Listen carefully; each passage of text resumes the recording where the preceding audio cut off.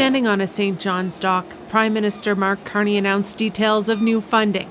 $80 million intended to help Atlantic Canadian businesses stay afloat. This money will flow through the Atlantic Canada Opportunities Agency. We'll fund small and medium-sized businesses across the region, help them not just to invest, not just to endure, but to thrive. This announcement is part of a suite of new measures, including billions of dollars to help Canadian workers and businesses affected by American and Chinese tariffs, signaling it may be some time before the global trade war is over. This isn't just a phase, it's not just a transition, it's a rupture. It's a fundamental change that's happening in a very short period of time. We know there are businesses in Atlantic Canada right now that desperately need this support.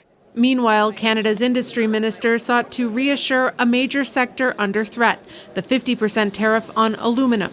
The Quebec aluminum sector will get its fair share, and we believe that with the projects that are being discussed right now with Alcoa, with Rio Tinto, and with Alouette, it's hundreds of millions of dollars. Today's announcement is a very clear signal from the federal government, the Canadian government, Mélanie, that the government stands behind us. Still, the federal government insists the fight's not over. They want to see these tariffs lifted.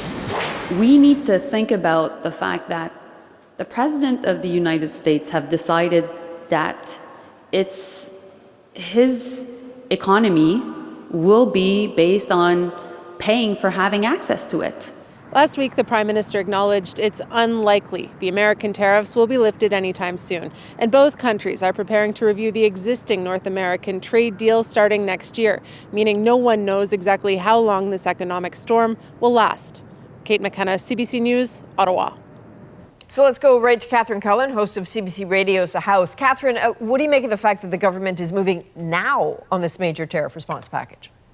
Adrienne, politically, it does feel a bit like the beginning of a new chapter. We spent months talking about stopping Trump's tariffs, but there is no new deal for Canada. And while the government says it is still working hard, you don't roll out a $5 billion relief fund or extend some EI benefits to well over a year if you think that sectoral tariffs are likely to disappear next week. So the focus shifts to what Mark Carney wants to do within Canada. There's a new housing agency, those big national projects from ports to maybe a pipeline. We expect news on those soon, but when does the building actually start? And don't forget the big question of the budget. Mark Carney will have to make concrete choices about where he leans in and where he cuts. So I think a question for many Canadians, and you're alluding to it there, is where is the money for this tariff relief package coming from?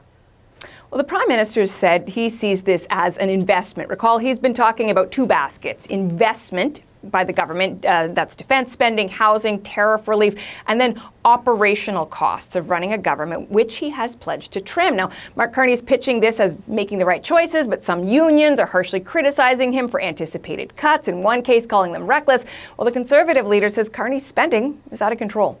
And just thinking about choices, what about the environment? Because we really haven't heard much lately from the Prime Minister on climate change, for example. Yeah, not much, that's right. But on Monday, both he and Minister Joly were asked about Canada meeting its climate targets for 2030 and 2035. And while neither made any clear commitments, a new statement from the Minister of the Environment said Canada would strive to meet those goals. Last week, the government paused the policy, pushing the auto sector to make more electric vehicles, saying the industry already had enough on its plate with the trade war. The Prime Minister did, though, promise a climate competitiveness strategy that's coming. Adrienne? All right, that's Catherine Cullen in Ottawa setting us up for what's to come. Thank you.